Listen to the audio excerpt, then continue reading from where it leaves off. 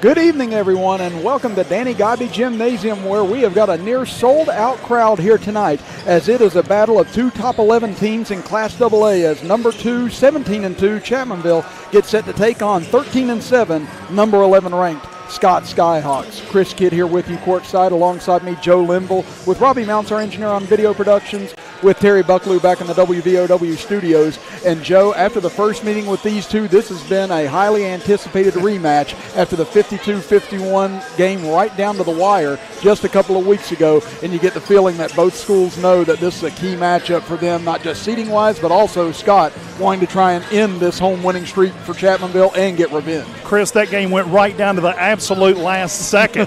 Scott went in for a basket. Actually, the player committed a charge. Of course, the Scott fans felt like it was not a charge, and, of course, the Chapmanville fans. But, you know, I'd watched the video several times. It was a good call. The officials made a good call.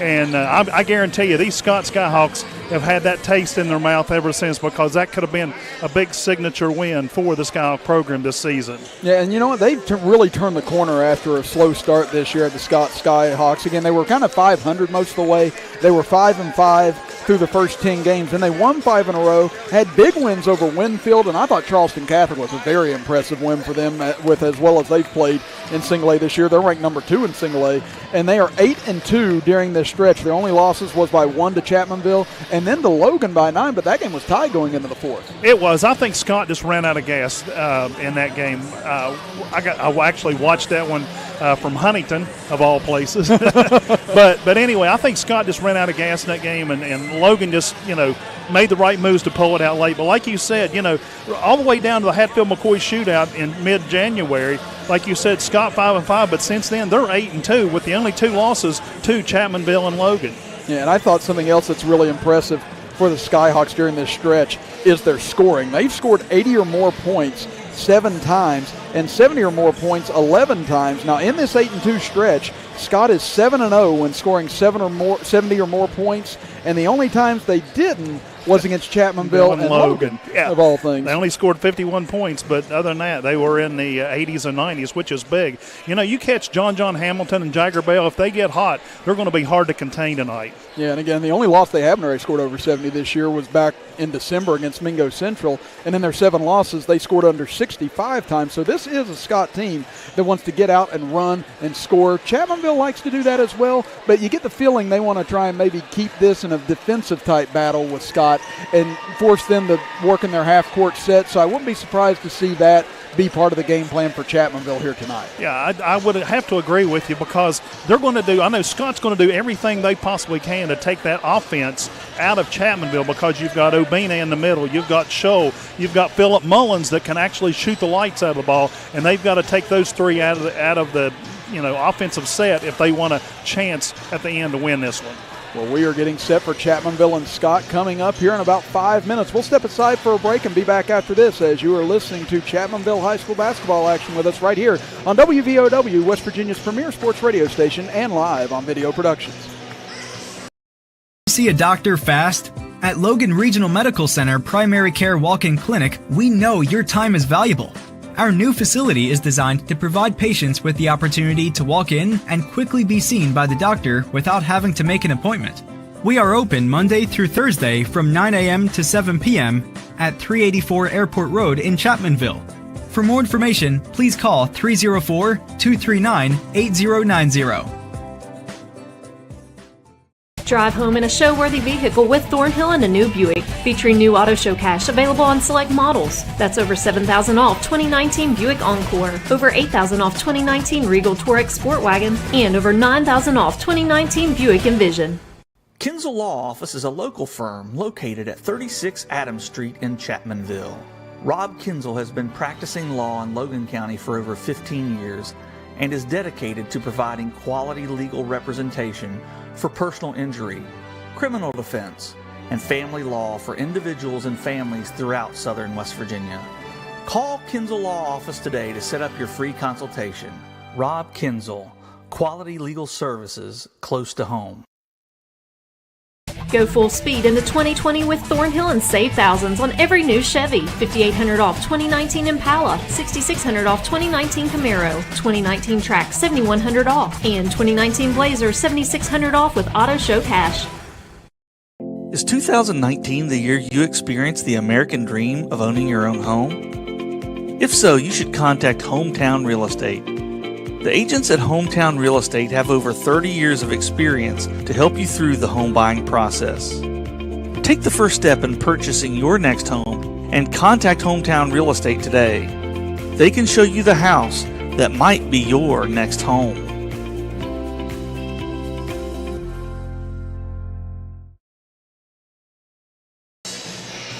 Welcome back, everybody. Chris Kidd and Joe Linville here with you as we are getting set for Scott and Chapmanville. And, Joe, we talked about Scott a little bit just a moment ago. Talk about Chapmanville, and they've been red hot as well. Again, they've won 8 straight since they lost to Logan, and they have been tearing through some opponents here as of late. Again, beating Herbert Hoover on Friday, 98-51.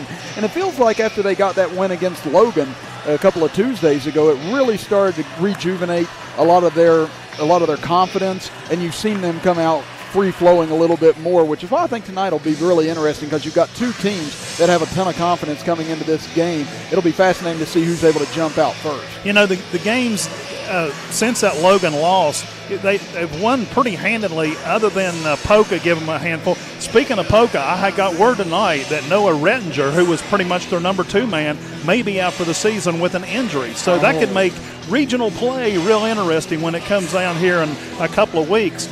But, most of these teams they've won pretty handily over, except Logan. They only beat them by 5 points, but they did get that revenge win after taking that loss on the island. Wow, that would be a devastating blow for the Polka Dots if that were the case, to lose Rittinger. I mean, I'm like you. He was so big in the Chapmanville game, kept them in it. And, you look at what happened last night. I'm sure you were like me. You were watching some of that Bluefield Shady Spring game, and, that game turned on a dime. It felt like Shady Spring had control up by 10 in the third quarter. Then Bluefield just out of nowhere goes on a huge run. Braden Cruz got hot. I mean, AA field right now, Joe, is about as good as I've seen, or at least competitive as I've seen in a long, long time. I mean, this is incredible. You take a look at, I'm looking at the Basketball Friday Night Power Rankings. Out of the top 15 teams, 5 of those are out of Region 4, Section 2. Yep. So our sectional tournament's going to be wide open, and I think, don't expect their, Chapmanville or Logan to cakewalk. They're going to have to battle, and you never know when Mingo Central, Man, or Scott may sneak in there and pull an upset. And you know what? This game, you can tell how big this is because not only is it crowded, you've got almost the entire Logan team here. You've got Shelly Moore Capito here. You've got Zach Maynard here. This is going to be a big night. We're going to step aside for a 2-minute break and be back after this as you are watching Chapmanville basketball right here on WVOW, West Virginia's premier sports radio station, and live on Video Productions. Correct.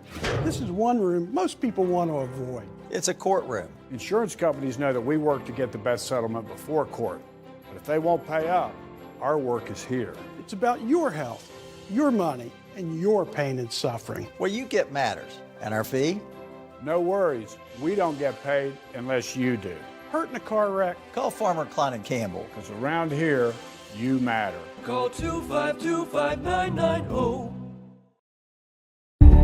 FCA has incredible impact on coaches, the teams, the players, and the community as well. It's changed our lives. It's changed mine as a husband, as a father, and as a coach. It does make an impact on our lives. FCA has become a full circle in our lives. People from all different kinds of backgrounds. If all we're going to be is a coach that happens to be a Christian, I think it's more important to be a Christian that happens to be a coach.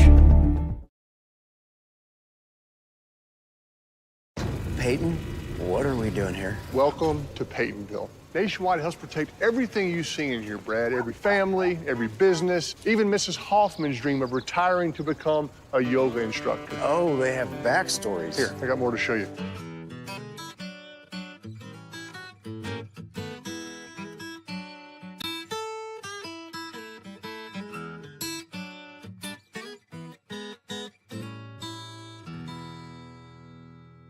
Little General Stores knows West Virginia, but what some may not know is what LG is doing in your communities. And I'm here to tell you how Little General, with the strength of their 100-plus stores, is helping to enrich lives and empower families in West Virginia. Like the Norma May Huggins Cancer Research Endowment Fund, which is fighting to cure cancer every day right here in West Virginia. Locally owned and operated, LG has always been there and always will be. Little General Stores, committed to West Virginians. Boom! Welcome back, everybody. Chris Kidd and Joe Linville here with you as Scott has taken the floor, and they are being introduced right now. And, Joe, why don't you run through the starting lineup for the Skyhawks for us? Scott starting at number 34, averaging 8.8 points a game, senior Caleb Dingus. Sophomore Landon Stone, he's averaging 8.7 points a game. John Hamilton shot the lights out against Mingo Central last Friday night with 36 points. He's a senior, and he'll start averaging 22 points a game. Jagger Bell, the senior, he's the man under the boards, averaging 17 points a game, 9 rebounds. He's a senior, and Gavin Cooper, senior, and that is your starting lineup. Head coach for the Scott Skyhawks, Sean Ballard, and they come into tonight's matchup at 13-7. Well, for the Chapmanville Tigers, it'll be 6'9" senior Obina Anachile Killen in the starting lineup, followed by 6'3" senior Philip Mullins. And there go the lights here at Chapmanville Regional High School. Andrew Scholl, a 6-foot senior, followed by Brody Dalton, a 6'4" freshman, and Isaiah Smith, a 6'1" freshman. And this is a new little amenity here at Chapmanville Regional High School. Joe, again, if you're with us on Video Productions, you can see it right now, or on our WVOW radio page with the feed, you can see it. Again, the lights out, so kind of reminiscent of the Logan High School introduction. As you can hear, I believe that's the Undertaker's music. They've also rolled out the carpet like they do in Morgantown out here. So yeah, I saw them with this at the girls' game the other night, and this was pretty impressive. Again, you see the countdown on the floor right now. Okay, you hear the cheering section as there's words that come across the floor as long as the Tiger right now. Yeah, they've done a terrific job with this. They've been working on it for a little while now, including some clips as well. So you see the state championship logo goes across the floor as well. I'm just curious where the lasers are coming from. So. I think it's from the screen or the projector behind us. Okay. I was here for the girls' senior night last week, and they tried it out there, and it worked out really well. And I think they've got the players' names down on the floor, too. Okay, cool. So, yeah, this is something different. You just don't see anything like this in high school basketball. It is. I mean, that's why you love about this area. I mean, down in the Boone County, Mingo County, Logan County area, I mean, this stuff is dead serious down here, and they want it to be as good as possible for all their players. And, yeah, this has been really something to see them test out here as they get ready to introduce Chapmanville. But I think one of the keys tonight, Joe, is getting out to a quick start if you're Scott. Again, they fell behind in that game in the second quarter. They were tied after the first. Then Chapmanville started to creep away. They got it by 12 going into the fourth before Scott made that run to get it all the way back down to a single point. It's going to be key for the Skyhawks to keep this game within distance, because you get the feeling Chapmanville's going to come out here in the first quarter and really try and put a spurt on Scott. Oh, I guarantee it. With the way that game went down to the wire, you cannot let your guard down. Either team. I think you're going to see some awesome excitement and some awesome exhilaration on this floor from both squads tonight, because they both definitely want to win it, because obviously it's a seeding for Chapmanville, and it would be definitely a signature win for the Skyhawks. And you look at what these two are averaging on the season as Andrew Scholl gets introduced. Scott averaging 71 points per game. Chapmanville averaging 68 points per game. Scott surrendering 64 points per game. Chapmanville surrendering 51 points per game. Like we said, this is a Scott team that loves to get into high-scoring affairs, but the first time between these two was a huge defensive battle coming down to the final seconds, as now Obina, the final one to be introduced, coming out onto the floor. You know, before we went to break, Joe mentioned we've got Senator Capito here tonight. You've got Delegate Maynard here tonight. You've got Logan High School's basketball boys team, coaches, and so on that are here tonight. I mean, this is a huge contest. It's awesome to see that many people coming out that even aren't affiliated with the schools to come and watch this game. And you got Riley Moore here. He's running for some kind of state office. I started to say prosecuting attorney or something. He's running for one of those statewide offices, and I'm not sure which one, but he's here as well. And you know what? Christian Tiller, Kobe Van Adder, and Tyler Bowen, they're here as well. That's an inside joke. They'll get it whenever they hear it. They're like, who are they? Real quick, let's look at the top 10 from the Class AA poll that was released late last night. Of course, Shady was number 1, but that was before they got knocked off 74-63 by Bluefield. Yeah. Chapmanville number 2, Bluefield number 3, Logan 4, RCB, Polka, Frankfort, North Marion, Bridgeport, and Man. Scott comes in at number 11. So I tell you what, like I said, I've said this all season, this Region 4 Section 2 is going to be wide open when it comes to tournament time. It's actually going to be Shelly Moore Capito doing a. Oh, she better move quick. I think this is just going to be a mock jump ball here. If not, I'm like you. She better get out of the way fast. Oh, and you got John Hamilton jumping to boot. So I guess they figure Jagger doesn't have a chance against Obina, so they just moved him over to the side. Yeah, Scott is already positioned underneath the basket, ready to play defense. They're just going to let Chapmanville have it. Yeah, so we're glad you're with us here tonight on WVRW and Video Productions, as this will be an uncontested tip, it appears, as it'll be John Hamilton and Obina, and Obina takes the easiest tap of his life right there, as Chapmanville will go left to right across your computer screen and radio dial, with Scott moving right to left. As Andrew Scholl, Chapmanville in their all-white uniforms, Scott in their all-black uniforms, gives it to Mullins on the right wing. Back out front for Scholl as 2-3 zone shown here in the early going by Scott. Now to Mullins in the left corner as Dingus able to cut him off. Now Mullins drives baseline, cut off by Bell, puts up a tough shot underneath and gets it to fall. Mullins scores 2. He drove it inside the lane all the way to the basket, off the glass for 2. So now here comes Landon Stone across the timeline, over to the right. Gets it into the corner for Dingus. Dingus down low, spinning in as Bell. Nice bounce pass over the other side for Stone, but he's cut off. Pass out to Hamilton. Hamilton steps back, takes a 3 in front of Smith, and it goes. goes. Big 3 there for John Hamilton to get going, and Scott has a 3-2 lead. Nice job by Hamilton, just a quick jump, and it was right on the money. Yeah, he had 14 the first time against Chapmanville. They go down to Obina, and he's going to force the issue and draw a foul underneath on Caleb Dingus, it appears. That'll be his first. That is on Dingus. That'll be, of course, the first foul of the ball game. Here you see on our video productions instant replay again, great job by Hamilton stepping inside the arc, got Smith to commit, and then was able to step back for that open 3 as Obina able to knock down the first free throw. And Obina had 25 the other night in the win over Herbert Hoover and had 8 in the first contest against Scott. Second free throw good as well as Chapmanville retakes the lead at 4-3. Scott will inbound it. Landon Stone bringing the ball down the floor for the Skyhawks as he hits the timeline. Now they get it over to Hamilton. Hamilton on the right wing, swings it over to Bell. Bell drives right baseline, now looking for help. Able to get inside. We're going to get a reach-in foul here on Chapmanville, as this might be Phillip Mullins. And no, instead it's going to be Brody Dalton instead. That'll be his first as we take a look here on our video productions instant replay.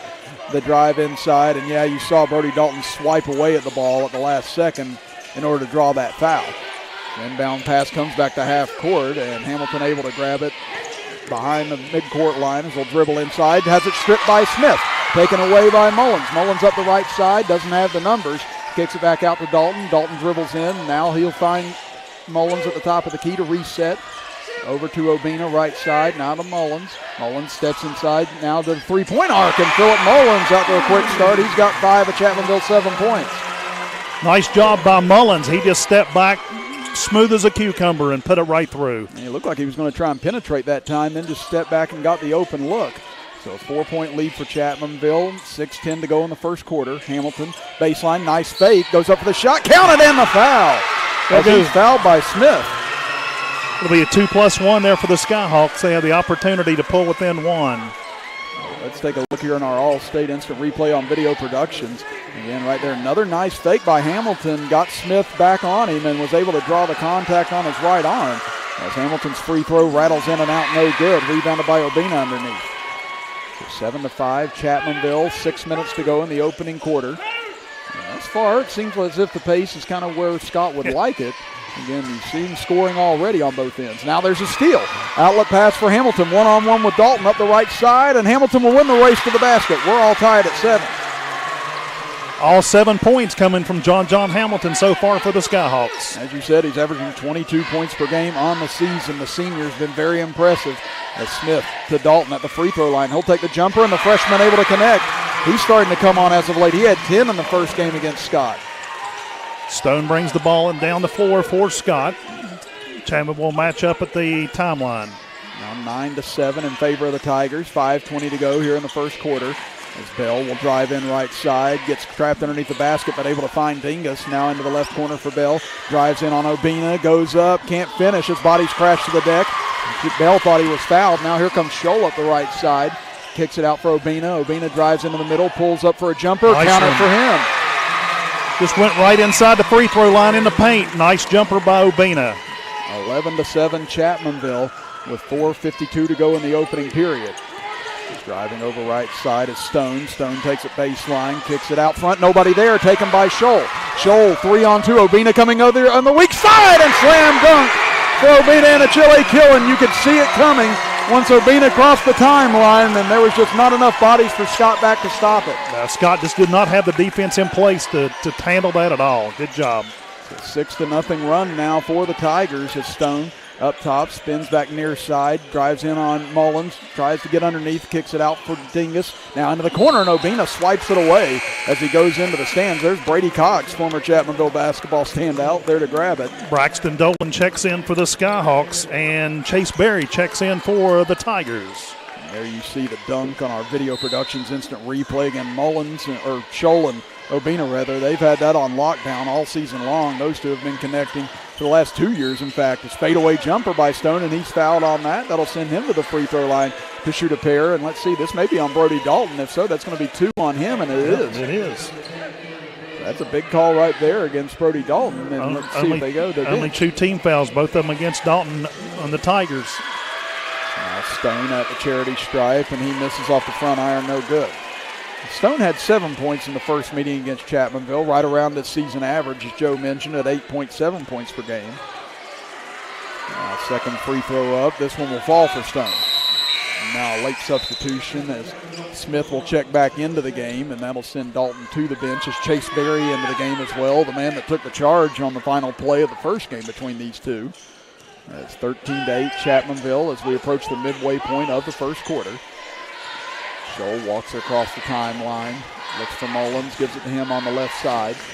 Mullins now to Obina. He's alone, but he'll drive in instead. Steps back, takes that free throw line jumper, rims off the front iron, tips out. Taken by Chase Berry, can't finish on the left side. Now it's knocked loose underneath, trying to be fought for, and Obina knocks it away, and they're going to say last touch by Scott. As I think they say that Braxton Dillon knocked it out of bounds. Now they change the call, and it goes over to Scott. Looked like to me it was off Dalton, so I couldn't get a good look at it with all the bodies in there. And Brad Napper was wanting a foul on the underneath play. Again, he thought there might have been a foul on the rebound. But now here comes Scott. Nice drive. Bell, but taken away as Obina blocks Stone at the rim. Now up ahead to Scholl, left side. Stoll inside the left elbow. Pull-up jumper, no good off the back iron. Rebound taken away by Scott. Now Dingus looks up ahead, finds Dillon. Dillon cuts in, but there's Obina. Had his shot altered by Obina and no good. So rebound taken away by Mullins. 5-point lead for Chapmanville. 3:15 here in the first quarter. Obina on the right wing, drives in on Dingus, spins to the center. Bell's there, but Obina takes a shot anyway, no good. Gets the rebound as he hits the deck, and it goes out of bounds off of Chapmanville. Obina just lost his footing there on the rebound, and he just couldn't get reset and lost control of it. And now looks like underneath Jagger Bell shaken up a little bit, may have taken a shot. And all that jostling underneath, but he appears to be okay, just shaking the cobwebs loose right now. Hopefully he is. Yeah, it looks like he got a shot in the mouth on one of the rebound attempts that time. 13-8 Chapmanville. Dingus, top of the key for Bell, now swings it over for Dillon. Dillon back out front. Here's Hamilton, gets a look for three. NBA three. He is on fire here in the first quarter. He's got 10 of Scott's 11 points. He's picking her up where he left off Friday night against Mingo Central. As you said, he had 36 in that contest. Just incredible point production by Jagger Bell. Now they give it to Obina on the right block. He's got two men shading him. Now they kick it out to Berry. They know he's not going to take a three, so they lax off of him. Now to Scholl. He'll dribble inside. Gets all the way to the paint, and Andrew Scholl able to score his first bucket of the game. Scholl just stuck his head down, dribbled hard, went right up the middle of the lane for the two-point basket. And now there's a steal. Mullins takes it away, gets it up to Smith. Smith has Hamilton back, gives it off to Scholl, drives in right side. Can't finish, but fouled on the play, and that'll be on John Hamilton. That'll be his first. Team second.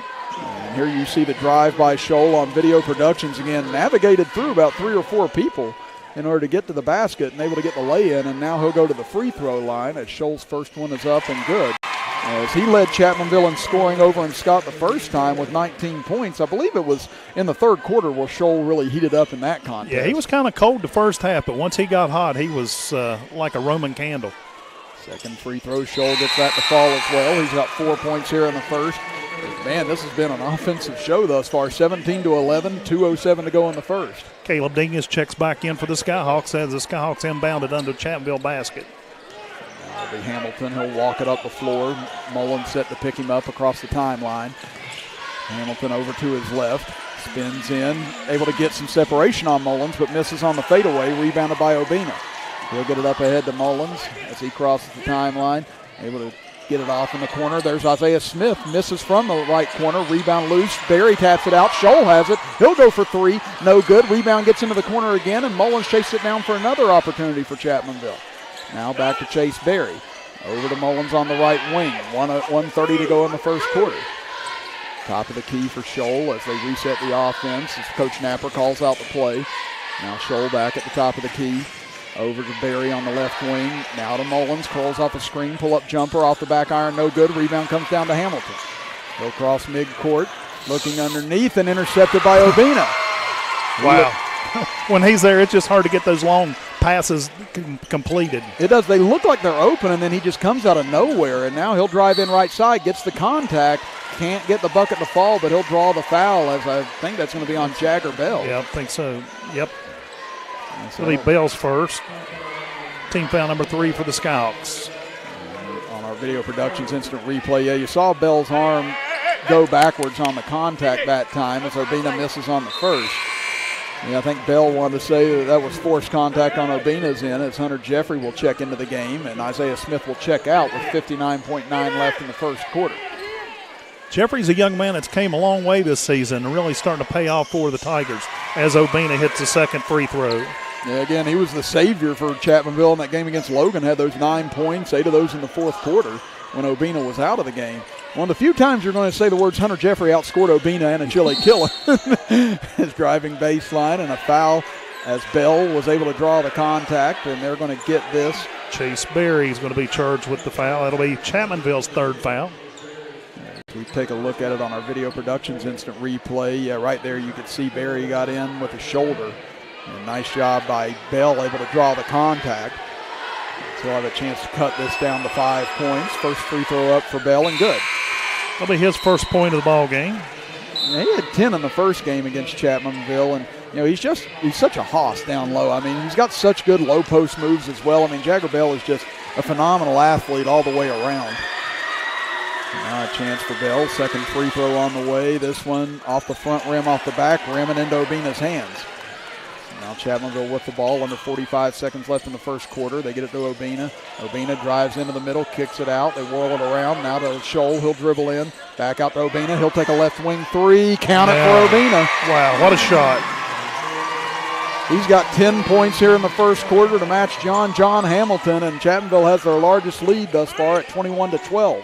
And Stone gets it up top. See if Scott tries to hold for one here, as they have the possession error to start the second quarter too. Now they get it over to Hamilton, dribbles in, and reach-in foul's going to go against Obina here. As he got his hand in the cookie jar that time, and that'll give it back over to Scott. And the team foul's piling up on Chapmanville here. That's the 5th one now. Foul against Obina. Scott will inbound it at midcourt across the way. And they'll take Obina out just to make sure he doesn't get another cheap one here at the end of the first quarter. And again, that was a nice job by Hamilton, noticing that he had Obina a little off balance and took it right at him that time. So down to 8 seconds. Bell, right elbow jumper, and Jagger Bell able to connect. Down to 5 seconds. Mullins up ahead with 2 seconds across midcourt. He'll get a shot off here at the horn. No good, short. And that'll do it for the first 8 minutes of action. And what a pace it was as Chapmanville leads Scott 21-14. We'll be back after this as you are watching Chapmanville basketball action with us and listening live right here on WVOW, West Virginia's premier sports radio station, and live on video productions. Law Office is a local firm located at 36 Adams Street in Chapmanville. Rob Kinzel has been practicing law in Logan County for over 15 years and is dedicated to providing quality legal representation for personal injury, criminal defense, and family law for individuals and families throughout southern West Virginia. Call Kinzel Law Office today to set up your free consultation. Rob Kinzel, quality legal services close to home. Little General Stores knows West Virginia, but what some may not know is what LG is doing in your communities. And I'm here to tell you how Little General, with the strength of their 100+ stores, is helping to enrich lives and empower families in West Virginia. Like the Norma May Huggins Cancer Research Endowment Fund, which is fighting to cure cancer every day right here in West Virginia. Locally owned and operated, LG has always been there and always will be. Little General Stores, committed to West Virginians. Boom!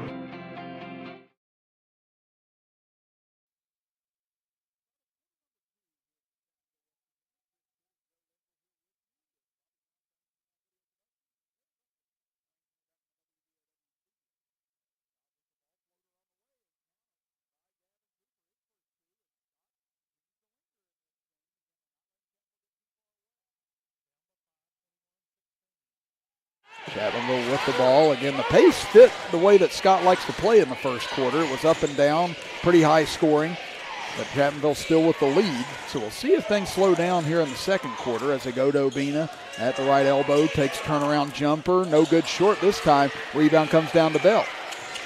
So good job by Bell keeping Obina in front of him that time.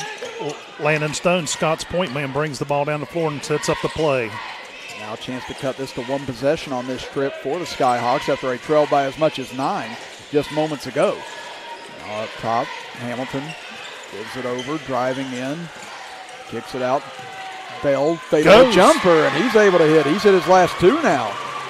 Bell with 5 in the game so far. It's a nice 6-0 spurt here for the Skyhawks. They cut it back down to 3. Now Scholl lobs it up for Obina and slams it home again. Obina came out of nowhere. Set up the play perfectly by Scholl. He was just hiding like he was camouflaged in the weeds that time and just lobbed it up out of nowhere. And now on the other end, a rejection as Cooper tried to take it in, and Obina tears it away. Scholl, 3 in transition, short on it from the left side. Rebound comes down for Dingus. Here he comes. Now he drives in. He's cut off. Back out front for Stone. Pull-up jumper is there. Go ahead, Joe. What was it you? I was just going to say that was Gavin Cooper on the rebound for Scott. Okay, I apologize. That's all right. Thank you. But yes, now it's 23-20 in favor of Chapmanville. 6:08 to go in the first half. Smith on the right wing. Again, this crowd is electric right now. Has been since we got here. As Mullins has it taken away. Lob up ahead for Hamilton. He's all alone, and layup is good. John Hamilton pulls within 1 on the easy off-the-glass shot under the basket. It's a 10-2 run now for Scott after Chapmanville led 21-12 late in the first quarter. Now Mullins goes for 3 left side and goes in and out no good, and Bell with a strong rebound underneath. He and Obina was fighting for it. Jagger Bell got the upper hand on that one. And now Scott a chance to take the lead on this trip. Their only lead thus far was at 3-2 back in the first quarter after a Hamilton 3. Now here's Stone. On the right wing, being patient. Now finds a crease inside the free throw line. Dribbles over to the left corner. Now to Bell. One-on-one with Obina. Bell backs in, loses his footing, and falls down, taken away by Scholl. As Bell slow to get up, now Scholl draws the foul on the other end on Stone. Stone tried to get in front of him, and he just wasn't fast enough to get there and forced the foul. And Bell is limping over to the bench right now. That's not a good sign for the Skyhawks. As hopefully he's okay. Again, he started to get going here in the second quarter, but he tried to spin in on Obina and just slipped on something underneath, if there's condensation or sweat or whatever. And he got banged up a little bit there in the first quarter, so that's the second ding on him. So hopefully he can regroup for the Skyhawks. Closing in on 5 minutes to go here in the first half. 23-22 Chapmanville. As Mullins on the right wing, nice crossover, gets inside, throws it to Dalton and through his hands. Turnover to Scott. Now here's Hamilton up the left side. Hamilton steps back, got Dalton in the air, but didn't take advantage of it. Now goes back out front for Stone. Stone dribbles to the right side. He ball fakes, can't get Mullins in the air. Now he's in trouble, and Coach Ballard goes and calls a timeout here. It's probably be a 30-second timeout. It will be. So we'll keep things here with 4:40 left in the first half. And just a reminder that Nationwide Insurance Agent Greg Dalton is a proud supporter of Chapmanville Regional Athletics and the community of Logan County. For auto, home, life, and business insurance, call the Greg Dalton Agency at 304-855-4906. Greg Dalton Insurance with offices on Main Street in Chapmanville and Main Street in Logan. For all your sides, there is nationwide. This is WVOW Logan. And Joe, here in the second quarter, what is it that's been different thus far for Scott that's allowed them to cut this 9-point lead down to 1? I think Scott has just settled down a little bit. They're not quite as fast-paced as they were that first quarter. Maybe they had the foot on the accelerator just a little bit too much. They've kind of pulled it back just a little bit, and it's actually paid off definitely here since the end of the first quarter. Yeah, and they've been working the ball around a lot better, it feels like, and they've been getting good looks. They've been setting up one-on-one opportunities as well. So I'm like you, they've really settled into the offense here in the second quarter, and now with another chance to retake the lead on this trip as Dillon lost it off his foot but able to get it back. Now he'll dribble over, kicks it into the corner for Stone. Fakes, drives baseline, gets in as he got Obina in the air on the left side and was able to get all the way to the basket, and Scott has the lead back. 5 points for Stone, 4 here in the second. 24-23 as Scott outscored Chapmanville 10-2 here in the second quarter, and they're on a 12-2 run overall. Obina drives in, turnaround jumper from the baseline, and Obina gets that to go. He's got 14 now in the game. He looked like he was flying backwards when he let go of that one, but it was good for 2. Yeah, that was impressive. Now here's Dingus at the free throw line, back out front for Stone. Now over to Dillon. They swing it around left side now for Dingus. Or Cooper, rather, as Cooper will dribble to the free throw line. Total rejection by Obina. And now Obina gets it, takes it up the left side. Back is Hamilton. Obina ball fakes him, gets him in the air, and puts it up and in on the banker. That's 6 points for Obina here in the second quarter, and we're just a little over halfway through. And he's got 16 now for the game. Again, that was a nice soft touch. He's shown the outside game, he's shown the dunk ability, and there he shows the touch off the glass. It's 27-24 now Chapmanville, and that pass over to Brett Napper. he kind of caught him off guard too, I believe. Yeah, again, I guess Caleb Dingus wanted to make sure Coach Napper was in the game. He is wearing black, and Scott's wearing all black tonight. That is true. I bet you that's what he saw. A little Fred Brown action from the 1982 NCAA championship. Just thought he saw it out of the corner of his eye. But, yeah, that makes a lot more sense now. I'm glad you caught that. Now here's Scholl. On the right side, gets it to Mullins. He gets a wide open look for 3, and Phillip Mullins able to bury his second 3 of the game. He's got 8 now in the half. He was dead center at the top of the key, just made it look easy. So after Scott battled all the way back from 9 down to take a 1-point lead, Chapmanville has gone on a quick 7-0 run. Now a tough drive by Stone, tried to spin it in underneath on Obina, but couldn't get it to fall. It went up just late on the rim there just for a second and then fell out. Scholl gets a screen up top, dribbles in, kicks it out. Mullins goes for 3 again, and he connects again. Wow, back-to-back threes for Phillip Mullins. And then this Chapmanville team can just rip your heart out so fast in these situations, as Scott had played terrific defense and held them down through most of this quarter, and now it's just a quick 10-0 spurt. Hamilton, can he end it right here? Yes, he can. Big bucket for Scott. Obina was there, but he just a little floater right up over to the fingertips of Obina. Now here's Dalton. He gets an open look for 3 from the left side. No good. Rebounded by Bells. And now can Scott start to go on a run of their own again. Over to Hamilton. He'll stop. He'll go for 3. No good. Rebounded by Scholl. He looks up ahead. Able to get by Hamilton. Now into the center. Throws it for Dalton, but it goes into the Scott cheerleaders instead. He just threw it a little bit too far out in front of him, and he couldn't get there to make the catch. Now Barry will check back in as we'll take a look here in our Kinsel Law Instant Replay on Video Productions. Again, great drive there by Hamilton. You see how high he had to get that to get it over Obina's mitts that time, and was able to use the soft touch to get another 2 for him. He's got 14 now for the game. 33-26, just under 2 minutes to go here in the first half. Chapmanville up. Crossing the timeline is Cooper. He'll get it over into the corner for Dillon. Now down low for Bell. Nice pass over left side. Obina there to deflect it away from Dingus and taken away by Obina. Scott's having trouble overcoming the height of Obina Killen. Scholl on the left wing, looks for a screen, gives it over. Mullins, he'll go for 3 again. No good this time. Rebounded by Barry underneath. He'll kick it over to Scholl. Inside the free throw line, no good, but there's Obina, tried to tip it in. Locked loose, Preston Smith into the game. He gets the ball back. Nice hustle by the sophomore. Now over to Mullins. Fakes, drives in left side. Scooping layup, no good. Rebound tipped out. There's Smith again on the offensive boards. Now here's Mullins. He's trapped in the corner, and he's going to get a foul called against Scott, a push as he falls into the Scott bench. It's going to go against Hamilton. That'll be his second. That's a big call there.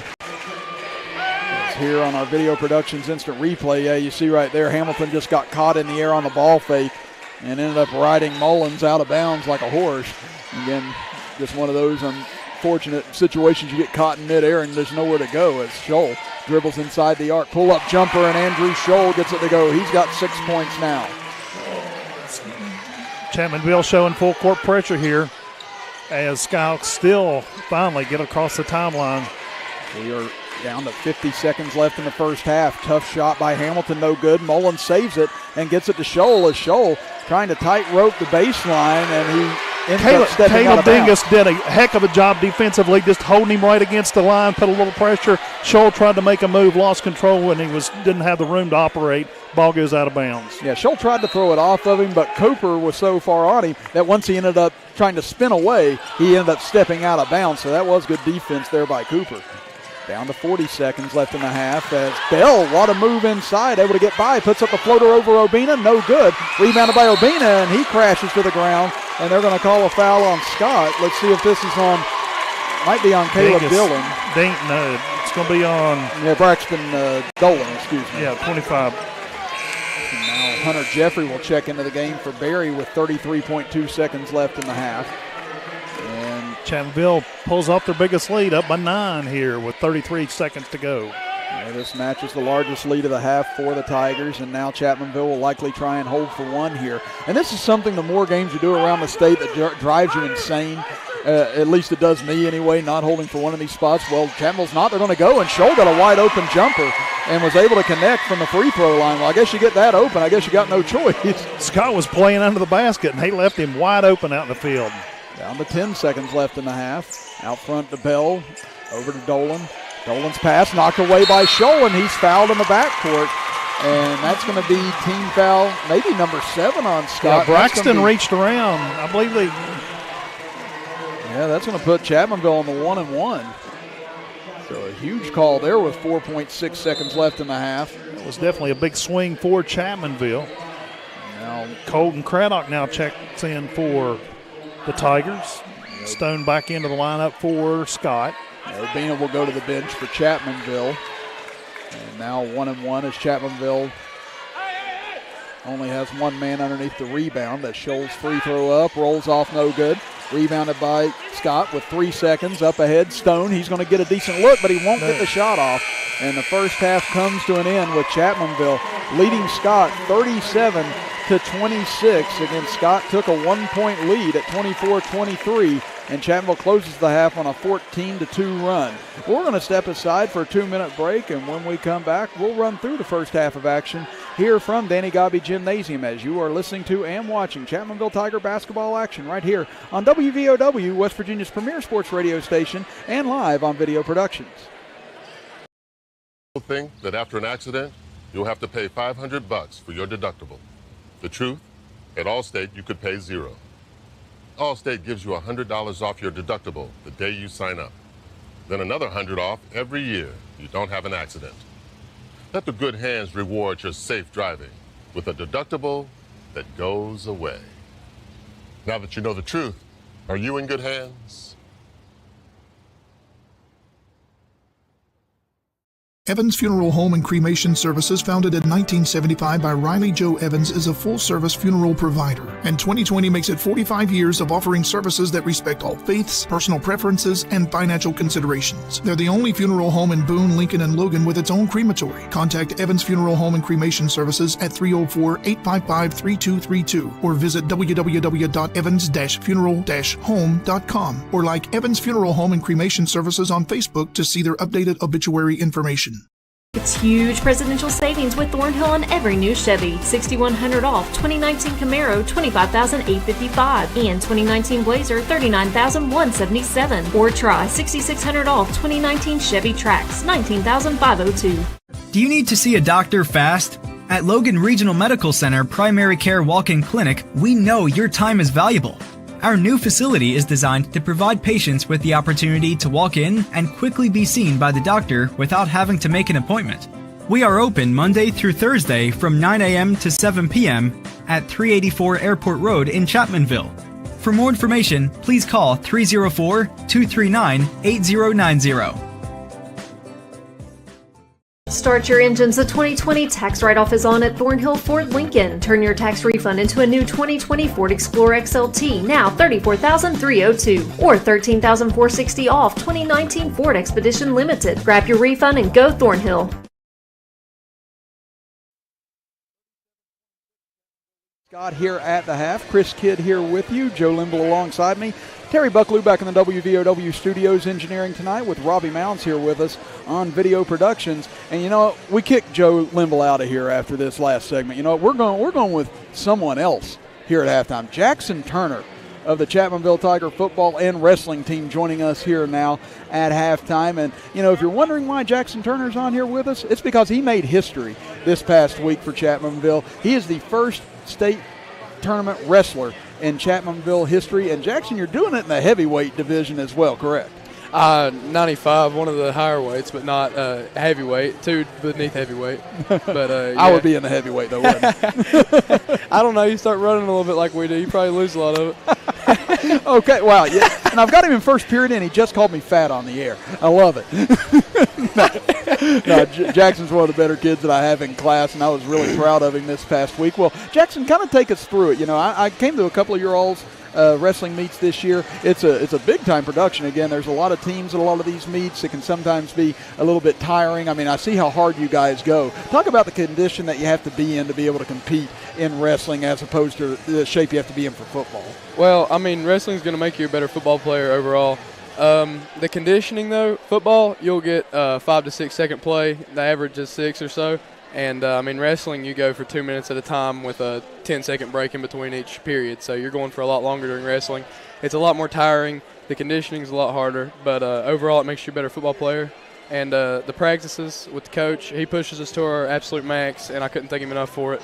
He's made me a better athlete, and it's been a great time this season, and I'm glad to continue my season. Yeah, Coach McCoy's done a phenomenal job with you guys this year, and you guys have been a tight-knit group as well, and so much so that you were able to upset his father in the county wrestling meet. That was a big upset by a lot of people's standards because Man has one of the better teams in the area, if not in the state. Logan has a very impressive team this year as well, and you guys were able to edge them out in a very tight contest, and I think it came down to your match, correct, or close to it? Well, yeah, on the scoreboard it came down to my match, but overall it was one of our matches. It was really, if any of us lost an important match, then we would have lost. It just looked like it came down to mine because it was near the end, but, I mean, it was really big for everybody to get wins. Like Scott, he had to come in big for us. He had to keep them from getting so many points, and so, like all my teammates really, they put in a lot of work. Connor, I mean, everybody, the lower weights, Brandon, Harry, it was a great time. I mean, as a two-year team, it was really crazy to beat them. Considering the rivalry Nick and his dad have, it was a great feeling to be a two-year team and win counties. Well, now you go on to the state tournament and going to compete and represent Chapmanville. Final question for you again. Talk about how you got to states and tell me what is your feeling now going into states to represent the entire school for the first time. It's a big honor.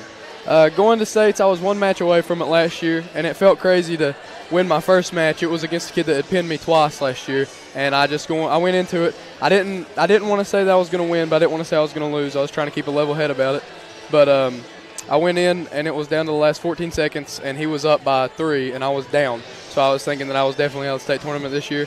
I had a really bad feeling. I mean, I was mad, but I calmed down before I went down, and I ended up getting back points on him. So it came down to the last few seconds, and my coach was really excited, and I knew once I had that match won, I was pretty sure I was in, and I was really happy that I beat that kid because he is one of my rivals. Well, buddy, it's a great joy for me to be able to do this with you on here. Again, I'm so proud of you. Again, you're one of the best kids that I have. He is a phenomenal young kid and a great athlete as well, and an even better student. So I said congratulations, Jackson. We're looking forward to seeing you compete up there. Good luck, buddy. Thank you. I'll see you in first period tomorrow. Yeah, I hope so.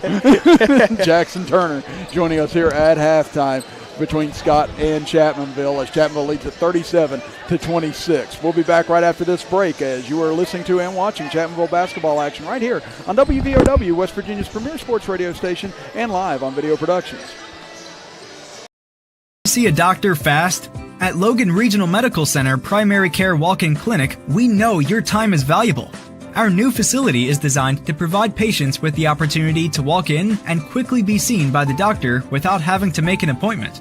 We are open Monday through Thursday from 9 a.m. to 7 p.m. at 384 Airport Road in Chapmanville. For more information, please call 304-239-8090. Drive home in a show-worthy vehicle with Thornhill and a new Buick, featuring new auto show cash available on select models. That's over $7,000 off 2019 Buick Encore, over $8,000 off 2019 Regal Touareg Sport Wagon, and over $9,000 off 2019 Buick Envision.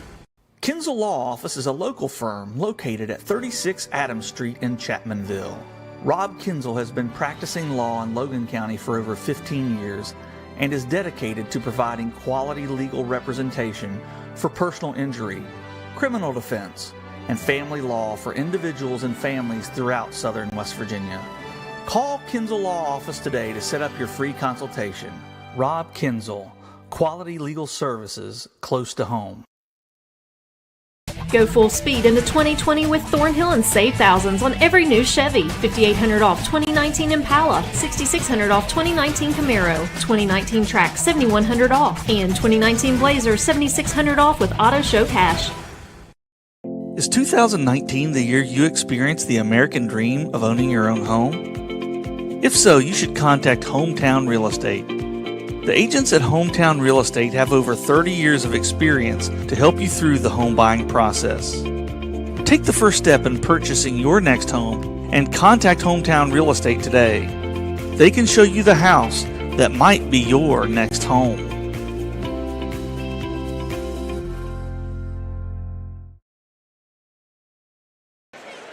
37-26 Chapmanville here at the half. Chris Kidd and Joe Linville here with you. And Joe, as we get ready for the second half, let's look at our Logan Regional Medical Center keys to the game. Darn near forgot it again. But looking into the second half again, we saw both teams go on runs at several points. Chapmanville had a couple of runs. Scott had one where they came all the way back from 9 down to take the lead, and Chapmanville goes on a 14-2 spurt to end the first half. But what's the keys to the game for Chapmanville and Logan going into the second half now? For Chapmanville, it's just going to be like pretty much stay on track they did the first half, ball control. For Scott, on the other hand, they had a little trouble. Jagger Bell got dinged around. He fell under the basket one time. They had to pull him out of the game. So you're going to have to, watch your footing out there. You're going to have to get your set and make, shots. You quit, shooting just because to be shooting. You're going to have to make sure you've got an open shot for the Skyhawks, or this Chapmanville Tiger team's going to blow them out in the second half. And I talked to Coach Sean Ballard for Scott there before the game. He said absolutely he hoped they played better than they did at practice. He said yesterday was their worst practice they've had all year. He was really disgusted with it.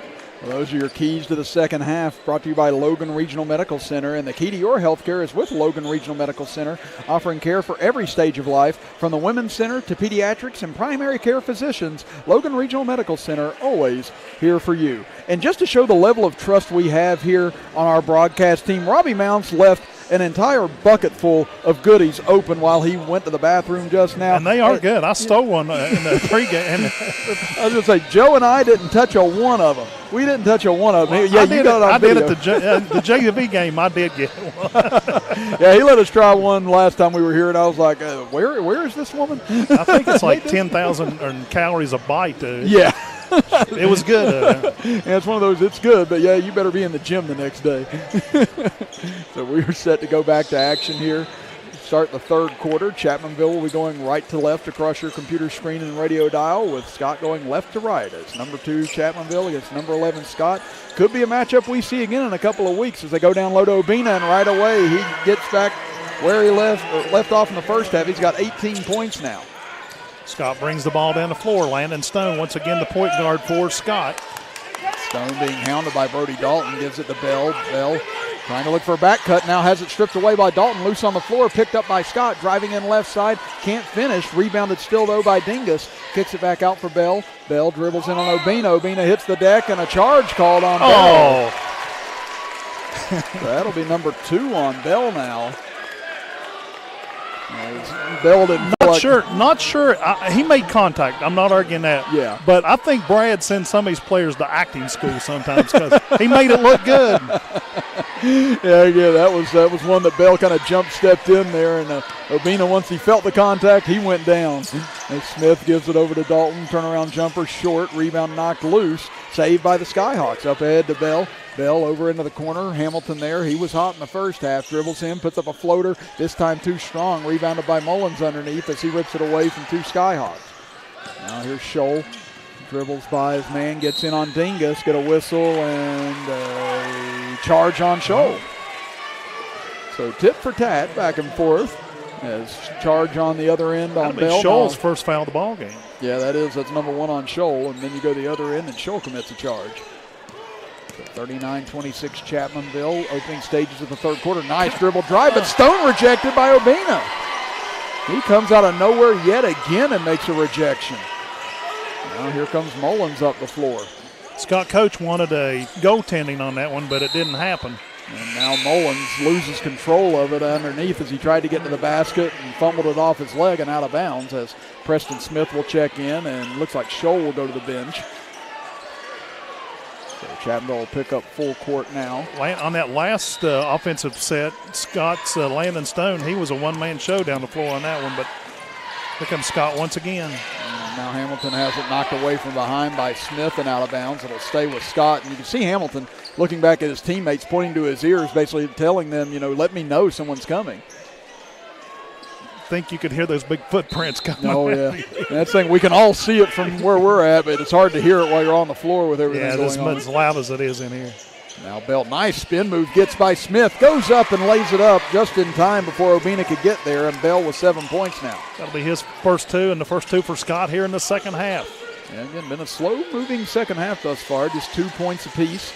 39-28 Chapmanville as Brody Dalton drives in, puts up a fadeaway jumper, can't go. Obina's put back, too strong. Rebound tipped out, Smith gets it, now to Dalton. Dalton drives baseline, tried to lob it into Obina, but somehow gets the deflection back.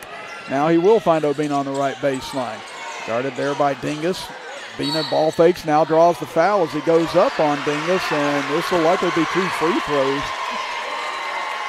And they are going to get Dingus on the fouls. That'll be number 2 on him. And Hamilton wanting an answer on the foul as well, as he didn't think that was a foul call. And of course, you could hear the Scott fans. They definitely didn't like it. But that's the way it goes. Half of the people here will like it, half will not. Obina's free throw rattles in and out, no good. And he's now 3 of 5 from the free throw line tonight. Obina's first team All-State each of the last 2 years. Been in the All-Tournament team all 3 years at the state tournament. I don't think I've seen Obina miss back-to-back free throws in years. Yeah, I was going to say, he's been at times this year Chapmanville's best free throw shooter, and right there had 2 of them rattled out on him, and Scott dodges a bullet, a chance to try and get this back down below 10. Chapmanville throws full court pressure on the Skyhawks.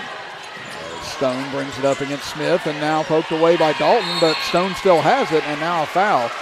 As Dalton and Smith were both riding him down the floor, and they're going to get the foul instead on Phillip Mullins. That'll be his first. That's the thing. He picked up a lot of fouls tonight, but yet they've spread them out. Everybody's been spreading them out. Now it'll be inbounded underneath. Stone looking, tried to throw it in, but kicked away by Brody Dalton, so it'll be Scott ball still underneath. As Coach Ballard calls out a different play. Chapmanville putting on some good defense on the Skyhawks. Yeah, we've seen both sides clamp down thus far here in the third quarter. Nice pass to Hamilton, but rejected again by Obina. And he's got to be near double figures now in blocks here tonight. And all of them have just really come out of nowhere at certain stages. You didn't see him there, you didn't know he was there, and then all of a sudden, back it comes. Scholl checking back in for the Tiger. Now the official says no. Sends him back to the side. All right, so he'll check in at the next whistle. Looks like maybe for Preston Smith as Stone looks to inbound it. Had it poked away by Obina, and now here comes Brody Dalton. 3-on-2 up ahead to Preston Smith. He'll lay it in on the left side for his first 2. Smith's first 2 points of the ball game. 5'11" sophomore. Is now dribbling by. Nice take this time all the way in. Foul on the way to the basket as Cooper will go to the line to shoot 2. And that'll be against Preston Smith. That'll be his first for Chapmanville. And Smith didn't think there was a foul either. So both sides not happy with a few of the calls, but here's the nice take. While Dingus was able to get through 3 or 4 players that time in traffic. That was a great job by him, able to get inside to draw that foul. Gavin Cooper goes to the line for the Skyhawks. Cooper hits on the first. I'll give you a break. Cooper and Dingus look a lot alike. I know. And they're not even related. That's the thing. And it's 24 and the 34 that's got me a few times tonight, unfortunately, so I do apologize for that. Second free throw for Cooper, off the mark, no good, as Cooper had 6 in that first meeting against Chapmanville. 41-29 Tigers, 5:20 to go here in the third quarter. As Mullins dribbles around up top, kicks it over to Smith on the right side. Smith, after a dribble, gives it back to Mullins, now to Scholl on the left wing. Scholl looks, finds Dalton. Dalton can't find anyone, now finds Obina on the right side. He'll step back, he'll go for 3, and Obina hits another 3. He just got a smooth release, I'm telling you. Yeah, like I said, it was very mechanical his freshman year, but man, he's really smoothed that out. Good take again that time by Cooper as he gets all the way to the basket, and they're going to draw the foul on Obina this time. That'll be his second. And now here on our video productions instant replay, there you see it, Obina with that step back 3 in front of Cooper in order to get his 21st point of the game. Cooper will go to the line for 2. That one slides off the rim, no good. Braxton Dolan checks back in for the Skyhawks as Dingus will come and catch a breather. That's 5 team fouls against Chapmanville here in the second half, 2 against Scott. Second free throw up. This one will fall for Cooper. He's got 4 points now. 44-30, Chapmanville leads it. 4:49 to go in the third period. Aaron Stone on camera for us tonight as well. Want to make sure we got him a shout out just now and thought to turn around to look for him. They get it to Mullins on the left wing. Now up top, Obina, and they're going to call a hold on, looks like Landon Stone. And it was. Well, he's Stone's second. 4:32 left here in the third quarter, and both teams having fouls pile up on them right now. That's 5 team fouls against Chapmanville, 3 against Scott. They inbound it into the backcourt for Smith. He'll bring it over right side now into the middle for Dalton. He'll drive by on the left side, and a great take by Brody Dalton that time as he's been taking that mid-range jumper and has been struggling with it tonight, but a nice take to the basket. Now, speaking of good takes, Cooper brings it in. Nice dish to Bell, and he'll finish on the left side. Scott went in hot, and it paid off for Jagger Bell. 46-32, Chapmanville leads it midway through the third quarter. They go inside, turnaround jumper from the free throw line, and Brody Dalton with back-to-back buckets. It bounced on the front of the rim, but it fell the right direction. Again, as soon as I said that he had been struggling from the perimeter, he knocks down his next shot. Cooper on the other end, no good, as rebounded underneath by Obina. Now here comes Mullins up the floor, gives it to Scholl up the left side. Stoll steps into a 3. That's a big one to go for Andrew Scholl. And now that draws a timeout by Coach Ballard, a full timeout. We'll step aside as well as Chapmanville has opened up a 19-point lead. You are listening to and watching Chapmanville Tiger basketball action with us right here on WVOW, West Virginia's premier sports radio station, and live on video productions. What are we doing here? Welcome to Peytonville. Nationwide helps protect everything you see in here, Brad. Every family, every business, even Mrs. Hoffman's dream of retiring to become a yoga instructor. Oh, they have backstories. Here, I got more to show you.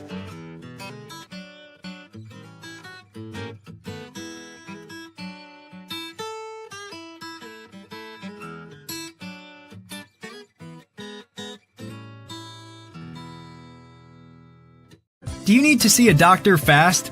At Logan Regional Medical Center Primary Care Walk-In Clinic, we know your time is valuable.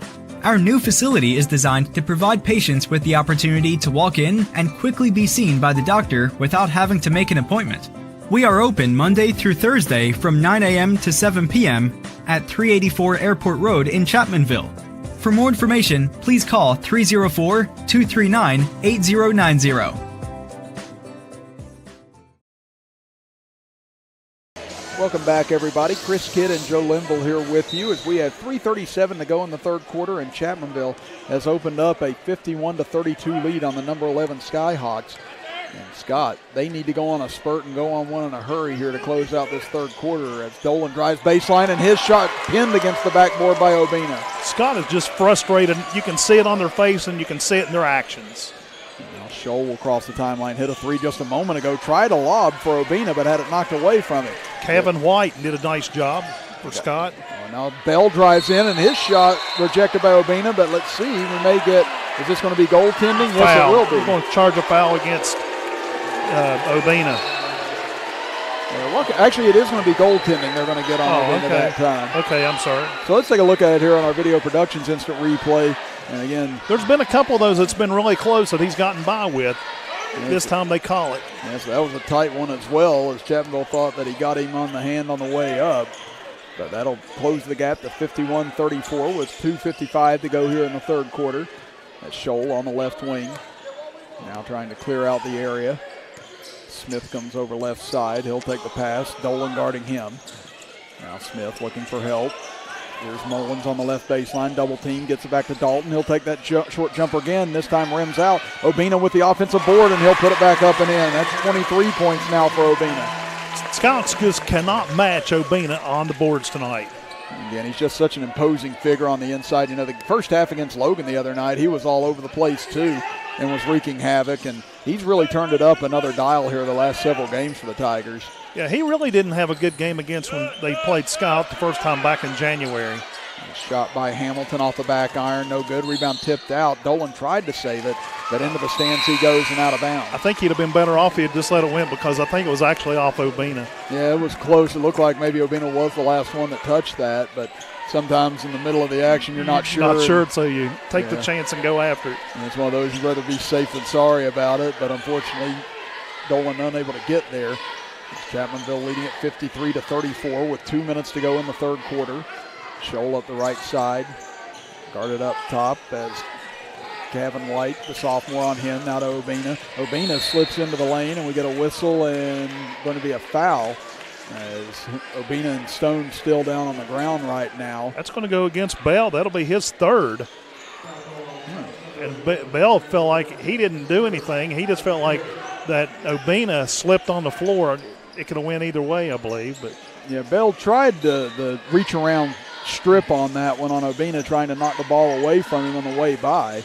And now Mullins gets the inbounds pass, drives all the way in, but too strong on the layup, gets his own rebound back, has it knocked away nicely underneath that time. Gavin Cooper comes in and strips it as he tried to go up, and it'll be Chapmanville ball under their own basket.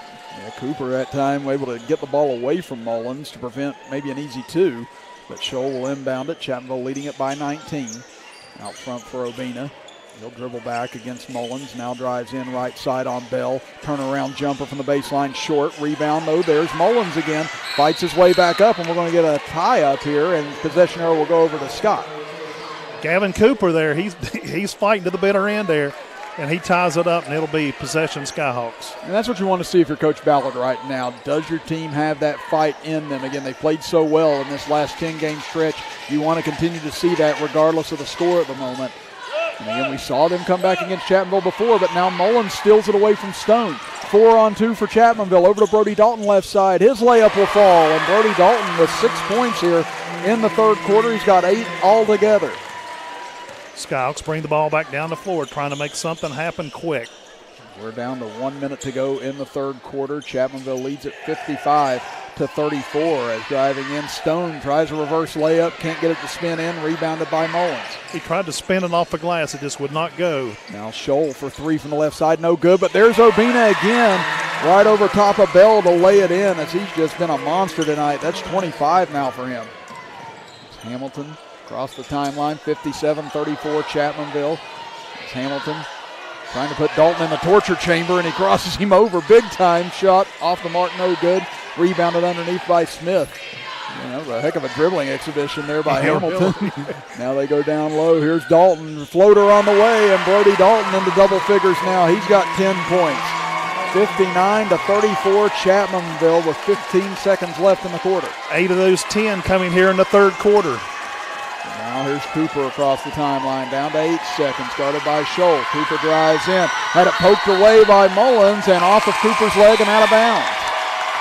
It just rolled right down his leg, right off the end of the toes, right out of bounds, right in the hands of Chapmanville. Chapmanville's got 4.3 seconds to go here in the quarter. They'll inbound to Obina. He'll take a head of steam with 2 seconds. Gets it up ahead to Mullins. Deep three at the horn. No good, and that will do it for the third quarter. But Chapmanville takes an 11-point lead, and they widen it to 25 as we head to quarter number 4. We'll be back after this as you are watching and listening to Chapmanville Tiger basketball action right here on WVOW, West Virginia's premier sports radio station, and live on Video Productions. Funeral Home and Cremation Services, founded in 1975 by Riley Joe Evans, is a full-service funeral provider, and 2020 makes it 45 years of offering services that respect all faiths, personal preferences, and financial considerations. They're the only funeral home in Boone, Lincoln, and Logan with its own crematory. Contact Evans Funeral Home and Cremation Services at 304-855-3232 or visit www.evans-funeral-home.com or like Evans Funeral Home and Cremation Services on Facebook to see their updated obituary information. This President's Day, shop Thornhill Ford Lincoln. Bring in your tax refund and put that new Ford in your driveway. Featuring 0% for $72 on new F-150 trucks. With up to $10,750 off new 2019 Ford F-150 XLT Crew Cab, $39,973. Coach Bob Huggins here at your local Little General store. As I travel this great state, it's nice to know that almost anywhere I go, there's a local Little General nearby. So the next time you're on the road, look for the Little General sign. And tell them Hugs sent you.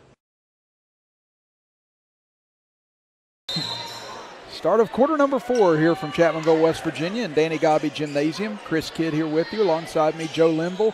Robbie Mounts, our engineer on Video Productions, with Terry Buckley, our engineer, back in the WVOW studios, and Aaron Stone on camera tonight as we get a tie-up at mid-court. And nice defense by White that time, able to tie up Scholl to give the ball over to Scott. Yeah, Chapmanville inbounded it, and he went after him quick, and it made it pay off. Scott's going to have to put some offense on this game. They were outscored 22-8 in that third quarter. As we said, this is a Scott team that's been averaging almost 80 points a game over the last 7 or 8 games, but the times they've been beaten in this 10-game stretch have been when they've been held under 70. And right now, they're not even to half of that just yet. As Stone, nice give and go on the back door that time to Cooper, but he misses. Rebounded by Obina underneath. I'd say Obina is very close to a triple-double here tonight with blocks, rebounds, and points. He'll step into a 3, no good off the side of the rim, rebounded by Bell, jarred loose, and Brad Napper gets in on his second play tonight as the ball will go back over to Chapmanville. We have 7:17 remaining in the fourth quarter. Number 2, Chapmanville, maybe looking to move back to number 1 after the loss with Shady Spring last night. And Scholl able to hit from the right elbow as Scholl has spaced out his points tonight, but he's got 13 here very quietly this evening. There's Stone across timeline, Colton Craddock on him. Gives it to Bell. Bell steps back for 3 in front of Obina, no good as it rolls off, rebounded by Barry underneath. Had it poked away, but into the hands of Scholl. As Scholl goes to work, brings it up the middle of the floor, lobs it up top, and nicely knocked away by Bell. Or else you'd have had another highlight reel on your hands. As they kick it into the corner, Hamilton goes for 3, no good. Trying to put too much arc on it. And he had 14 in the first half, but it's been held scoreless here in the second half. Now Craddock drives in. He'll lay it up on the left side. Wasn't even contested. The Skyhawks just let him go. 63-34. I think the defender back was afraid of Obina coming the other side and just gave it to Craddock that time instead. And now here's Stone on the right wing. He'll dribble the top of the key, now over to Hamilton. Guarded by Mullins. Hamilton dribbles in, had it knocked away by Craddock, but it pinballs around right back to Hamilton, and there's his first points of the second half. 63-36 Chapmanville as Mullins to the free throw line, now out to Barry, over to Obina. Under 6 minutes to go, and we get a whistle and a traveling call against Mullins. Smith will check back in for Chapmanville. Dolan and Dingus will check back in. I'm starting to get it better here now. And there goes Cooper. Yeah. But if you do just glance at them, they do look a lot alike. Yeah, like you said, they both got 4s on their jersey as well, so it doesn't help matters any. Yeah, he's trying to test me tonight. They did a good job. Stone brings it up the left side, guarded by Craddock, able to get inside the arc, pull-up jumper for Stone, no good, rebounded again by Obina. As he'll push it up the right side, looking, lobs it over for Smith, over to Craddock. Craddock back into the left corner for Smith. He's double-teamed over there, looking for help, gets it to Scholl. Scholl drives in left side, bounce pass to Craddock. Craddock dribbles over the other side, now back out to Obina as he resets. We have 5:23 to go on a moving clock here in the fourth quarter. Chapmanville in control, leading it by 27. Scholl Sutter steps in, kicks into the corner. Smith from the corner, no good. Almost banked it in, but there's Barry on the putback. He can't get it to go. Barry gets it back again and out of bounds off of Chapmanville. Barry put it off the glass. It rolled completely around the rim and came out. Yeah, he just came out the other side. He just put just a hair too much on it. Just like, how did that not go in? So now here come the Skyhawks. Stone gives it off to Hamilton. Hamilton, top of the key, dribbles into the corner for Dolan. Cut off, now back out to Hamilton in the left corner. He'll drive in, gives it back to Dolan. Nice grab by him, but he's trapped underneath against Obina. Tried to feed it to Dingus, but it gets away. Now here comes Scholl up the right side. Gives it off to Obina. He'll go up and is fouled by Bell, and that's number 4 on him. Bell definitely in bad foul trouble here with 4:42 remaining in this ball game, and he's been really the only body that can come close to hanging with Obina on the boards tonight. Now Obina with 25 points, make it 26 for the game. As he has been sensational here tonight, and as I said, he only had 8 in that first meeting against Scott, and he's come out here and put an exclamation point on this game. He'll have another free throw coming, and this one up and good as well. Cooper checks back in for Scott, and Hunter Jeffrey checks back in for the Tigers. Now here comes Cooper. Sorry, I had to clear my throat that time. I thought you was thinking about it. I was. I got my throat caught that time. Cooper tried to bring it over towards the Scott bench and lost it out of bounds, so that'll give it back over to the Tigers. 65-36 Chapmanville as they are on their way to their 9th straight win. Yeah, they're on cruise control right now. They know they've got this one in the bag. Now they go down to Hunter Jeffrey. Turnaround hook shot, no good. Rebounded underneath by Cooper. Up ahead for Hamilton as now Scott starting to get a few bench players up to check in as Hamilton will be fouled and he'll go to the line to shoot 2. That will go against Colton Craddock. It'll be his first foul for the Tigers tonight.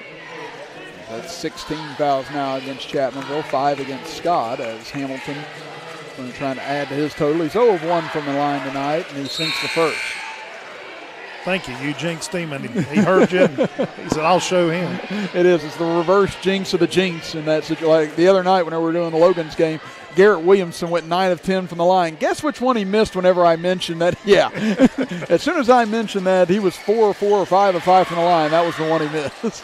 As Hamilton has the second one rattle out on him, rebounded underneath by Chapmanville. As Obina out of the game now for the Tigers as they'll slowly start to work everyone out as well as they get it over to Smith. He'll take a right corner 3, no good, and they get a foul underneath on Hunter Jeffrey as it'll be a push in the back on him. It'll be Jeffrey's first foul of the game. And that'll continue. That'll be a 1-and-1 with 4:01 to go. 17 fouls on Chapmanville here in the second half. As Caleb Dingus will go to the line.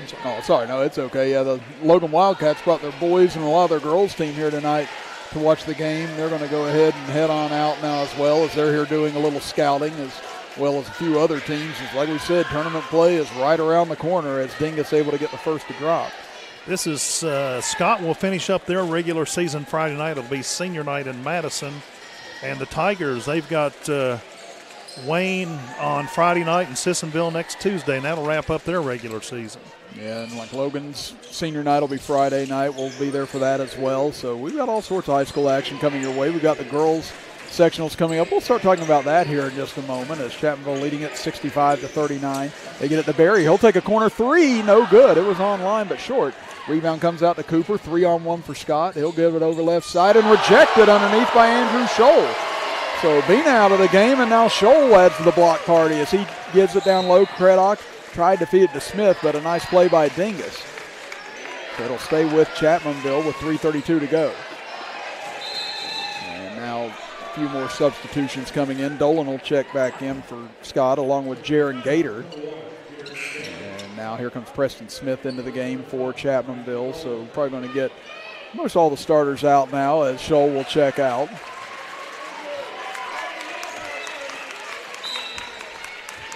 He gives a thumbs up. I think he wanted a kudos for that block that he got on the other end. He's a good kid. I talked to him quite a bit over at Madison the other night after the Scott game. He is. He's very respectful, very kind kid. And he's my juice guy in the morning. He's the one that's got to get me my juice in the morning. He didn't get it for a few days. I had to get on to him. And he said, I'm definitely getting that tomorrow. That's Preston Smith from the left corner. He'll bury a three. He's got 5 points now. And he looks just like his dad. Oh, Lord, like yes. He's got that same hairstyle. Oh, it's insane. Yeah, I think we were outside selling tickets for our tennis team, and sure enough, as a nice drive taking that time on the left side by Dingus. He'll finish at the rim for his 4th point. But as soon as Scholl's father came in, even my tennis kids who didn't know him said, that's got to be Andrew Scholl's dad. I said, you are not mistaken. It's Craddock pass for Hunter Jeffrey, gets away and out of bounds. As checking in for Chapmanville now will be Isaiah Butcher, as Isaiah Smith will check out. So all the starters out of the game on both sides now, it appears. And Malachi Lacey checks in for the first time tonight for the Skyhawks. 68-41, Chapmanville as they get it ahead to Gator. Gator on the right wing. Kicks it up top for White. He'll drive in right side. Tough shot, White. Kevin White, he just kind of spun it and threw it toward the basket, and it went. Wow, that was a tough shot, and he was able to bank that in from the right side. Now they get it over to Jeffrey. What a fake by Hunter Jeffrey, and he'll take it in for the layup. Jeffrey scores his first basket of the night. Some impressive plays on both ends here from the bench contributors on both ends. I'll tell you what, the JV game before this one was an exciting ball game. Who ended up winning that? As there's the fake by Jeffrey as he takes it in. You asked me too quick because I started working on game prep. Yeah, sorry. I was outside selling tickets with my tennis players for a 50-50 drawing, and I didn't get to see any of it today. So now first free throw up and good for Braxton Dolan. That's his first point of the game.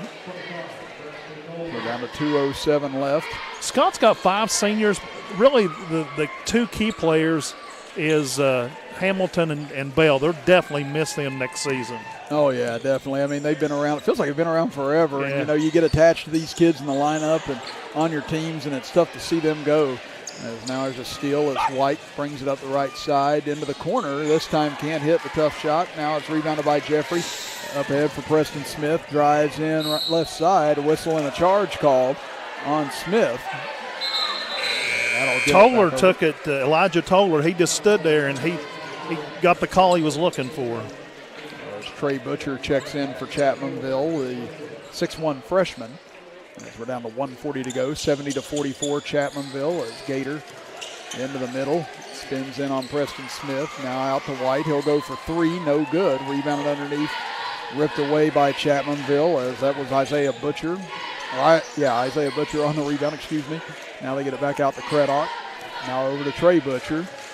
They swing it around with 1:20 to go, and that pass is going to be too tall and out of bounds. Well, I'll tell you what, Joe, you've got some of that information on the girls' sectional coming up starting this weekend. What are some of the matchups we're looking forward to as the girls' tournament gets underway? It'll kick off here at Chapmanville at 6 o'clock. The Logan Wildcats, the number 4 seed, will take on number 5, Scott. And after that game, it'll be the number 3, Lincoln County Panthers, taking on the Man Hillbillies.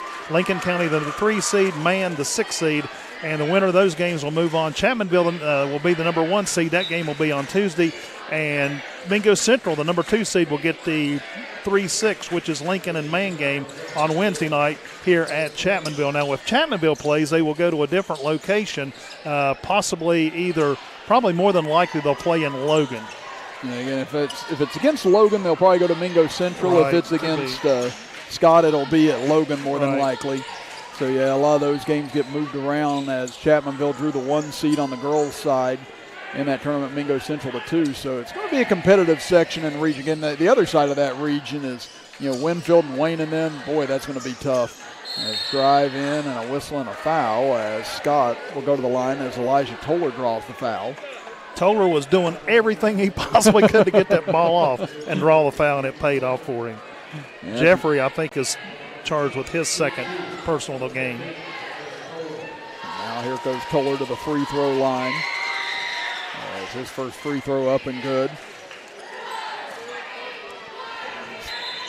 The Chapmanville cheering section. They've actually done a lot of different things here as of late. They've done theme nights, and tonight was frat night.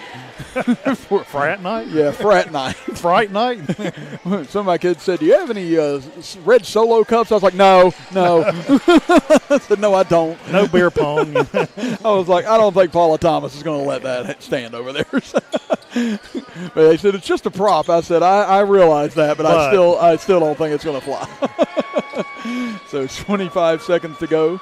Chapmanville dribbling out the clock here as they are on their way to their 9th straight win, as they will sweep the season series against the Skyhawks. This will be the 3rd loss for Scott in the second half. 2 against Chapmanville, 1 against Logan, which is still a respectable season for Scott. And, we're going to see some rematches when it comes sectionals here week after next. Yeah, this could very well be one of them, as Chapmanville sends Scott to 13-8 on the season. Chapmanville improves to 18-2 on the season as they win it here tonight, 70-45. We'll step aside for a 2-minute break, and when we come back, Chapmanville and Scott, we will recap tonight's action between those two as Chapmanville takes it by 25. That's Andrew Scholl talking about his block as he went by. Is he still talking about that? Oh, Lord. Wait till he comes back. I'll get him. Yeah, get ready for this the rest of your life. Chapmanville wins at 70-45. We'll be back after this 2-minute break as you are listening to and watching Tiger basketball action right here on WVOW, West Virginia's premier sports radio station, and live on Video Productions. See a doctor fast? At Logan Regional Medical Center Primary Care Walk-In Clinic, we know your time is valuable. Our new facility is designed to provide patients with the opportunity to walk in and quickly be seen by the doctor without having to make an appointment. We are open Monday through Thursday from 9 a.m. to 7 p.m. at 384 Airport Road in Chapmanville. For more information, please call 304-239-8090. Drive home in a show-worthy vehicle with Thornhill and a new Buick, featuring new auto show cash available on select models. That's over $7,000 off 2019 Buick Encore, over $8,000 off 2019 Regal Touareg Sport Wagon, and over $9,000 off 2019 Buick Envision. Kinzel Law Office is a local firm located at 36 Adams Street in Chapmanville.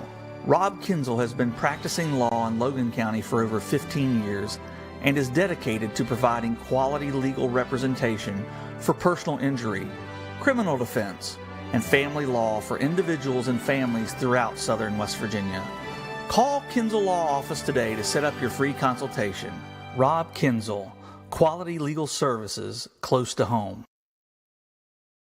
Go full speed into 2020 with Thornhill and save thousands on every new Chevy. $5,800 off 2019 Impala, $6,600 off 2019 Camaro, 2019 Trax $7,100 off, and 2019 Blazer $7,600 off with auto show cash.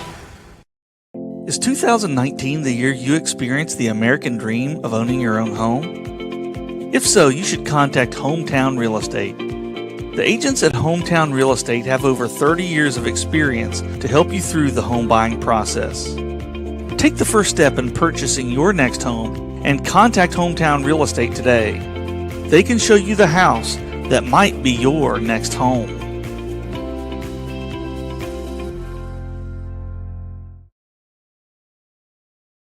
Welcome back, everybody. 70-45. Chapmanville wins it tonight over the Scott Skyhawks. Chris Kidd here with you. Alongside me, Joe Limble. And just a reminder that Nationwide Insurance agent Greg Dalton is a proud supporter of Chapmanville Regional Athletics and the community of Logan County. For auto, home, life, and business insurance, call the Greg Dalton Agency at 304-855-4906. Greg Dalton Insurance, with offices on Main Street in Chapmanville and Main Street in Logan. For all your sides, there is Nationwide. This is WVOW Logan.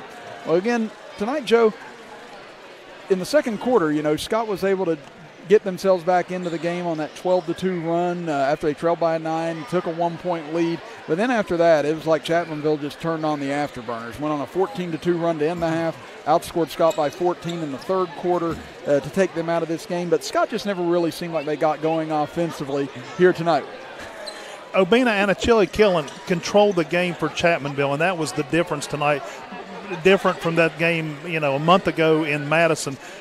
He was spot on the board offensively and defensively tonight.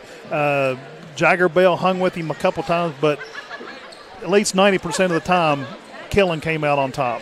Yeah, and again, these are two teams could very well run into each other again here in just a couple of weeks because, like we said, that section is just so dominated by top teams in the state. I mean, you got 5 of the top 11 teams in the state in one region right now. I mean, it's insane. And Mingo Central is the one that's not in there. And they're hanging right there, too. Yeah, they're pretty good, too, you know. I mean, so it's going to be really, really difficult coming out of there. So no matter who the matchups are, whether it's the play-in games or the semifinals or finals, I mean, it's going to be a knockdown drag-out. So you talk about being tournament tough and tournament ready. Well, you've got it here in this section. I'll tell you, by the time you get to the regionals, and like you said, we talked about earlier, Polka with the key energy with Noah Rettinger, that could make we could send 2 teams out of this Section 2 to the state tournament this season, unlike a year ago. Oh, yeah, and that's what you're kind of thinking about now if that's the case for Polka. Again, very unfortunate for them, but, if that is the case, it does open up the door, obviously, for the other team, whoever's the runner-up out of this section, because, Polka may end up being the runner-up now without Rittner. I mean, I know you got Isaac McNeely, who's phenomenal, but you always need a number 2 in there somewhere, and that throws that section into a little bit of a free-for-all now. I mean, because there's teams playing better. Winfield's playing a little bit better. I mean, Sissonville's even played better as of late. So. None of these are guaranteed by any stretch of the imagination. Oh, yes. So I'm just going to say real quick, the girls is pretty much about as competitive as the boys' side with, those ranked teams being in there as well. Well, let's run through the final scoring. I'll take Chapmanville, and Joe will take Scott here as we'll go over with Chapmanville first, leading all scores with Obina and Achille Killam with 27 points. Then you had Andrew Scholl with 13 points, followed by Philip Mullins with 11 points, Brody Dalton with 10 points, Preston Smith with 5 points, Hunter Jeffrey with 2 points, and Colton Craddock with 2 points to round out the scoring for Chapmanville. So, Joe, take us through Scott's final line. For Scott, they were led by John Hamilton, the senior. He had 15 points. Jagger Bell had 12. Then it was kind of spread out from there. Gavin Cooper had 3, Caleb Dingus 2, Kevin White 2, and Elijah Toller hit a free throw late for Scott's points, 45 points tonight. Well, that's our final score, 70-45. We'll step aside for our final break. Be back in 60 seconds, and we'll have our players of the game here tonight on WVOW and Video Productions as you are watching Chapmanville basketball with us right here on WVOW, West Virginia's premier sports radio station, and live on Video Productions. At Campbell, we pride ourselves on providing classic service. You get a firm that's concerned about you, your family, as well as the legal process. We combine the newest technology and digital tools. With our 35 years of experience. To help you get more than the insurance company wants to offer. Traditional service. Contemporary techniques. It'll never go out of style. Call 346-5990. Steve, is that your car? No, it's a rental. I'm your 70-pound St. Bernard puppy, and my lack of impulse control is about to become your problem. No, come on. I saw you eating poop earlier. My focus is on the road, and that's saving me cash with DriveWise. Get ready for Thornhill Ford Lincoln's President's Day sales event with huge presidential savings on our entire lineup. Get more than $4,600 off 2020 Ford Escape SE, now $26,438. All tax refunds good here. Drive 2020 like a Ford with Thornhill. Final segment here from Danny Gobby Gymnasium as Chapmanville wins it 70-45 tonight over the Scott Skyhawks. Chris Kidd and Joe Linville here with you. And it's time now for our Temp Control Hot Hand of the Game, brought to you by Temp Control of Chapmanville. And tonight's Hot Hand, we're going to go with Obina and Achille Killam for Chapmanville, and Joe nominated Jagger Bell and John Hamilton for the Scott Skyhawks. Again, Hamilton with 16 points here tonight, and then you had Bell with 11 points here tonight. Obina finishing with a game-high 27 points to help Chapmanville defeat the Skyhawks 70-45. So this winter, if you want your home to be as comfortable as possible, call Stuart Trickler and Roland Mullins at Temp Control of Chapmanville at 304-855-5200. Both these teams, of course, Scott winds up there. Final game will be at home Friday night they'll be hosting Nitro for the Tigers. They finish out here in Chapmanville. They got a game Friday night. They'll host the Wayne Pioneers, and they'll finish out Tuesday night as they host Sissonville. And our final one tonight, we have our Farmer, Klein, and Campbell player of the game on video productions. And Robbie Mounts and us, we nominated Brody Dalton for this one. Again, Brody Dalton with 10 points on the evening, had 8 of those in the third quarter when Chapmanville pulled away from Scott and helped them gain a 25-point lead, and Chapmanville went on to win it by 25 at 70-45. So Brody Dalton, our Farmer, Klein, and Campbell player of the game here on Video Productions. Well, again, it's been a fun evening here tonight. Again, had all the dignitaries out, had a fun-packed crowd here tonight. Again, it was like a Super Bowl almost, and you know what? It was a fun, action-packed game. Looking forward to having a few more of them, Joe, and heading down the stretch here for the Scott Skyhawks. How do you see things faring for them going into tournament play? Again, despite tonight, still an 8-3 stretch in the last 11 games. They're playing good basketball. Like I mentioned earlier, they just got frustrated. Obana just controlled the boards tonight, unlike they did a month ago, and I felt like, that kind of let the wind out of their sail, got them a little frustrated, got them behind the 8 ball. But, going into, you got Nitro coming up, pretty much a warm-up for the sectionals, but like I say, when it comes sectional time on a neutral floor, anything can happen. Well, we're looking forward to all the tournament action coming your way. Again, I'll be back with you on Friday night from Logan as the Wildcats will take on Sissonville in their senior night from Willie Acres Arena. So stay tuned with us for more high school basketball action coming your way on WVOW Radio and on Video Productions. But for now, we will say goodbye tonight. So for Aaron Stone, our cameraman, Robbie Mounts, our engineer on Video Productions, Terry Bucklew, our engineer back in the WVOW studios, Joe Linville, I'm Chris Kidd saying so long tonight from Chapmanville, West Virginia, as you have been listening to and watching Tiger basketball action on WVOW, West Virginia's premier sports radio station, and live on Video Productions.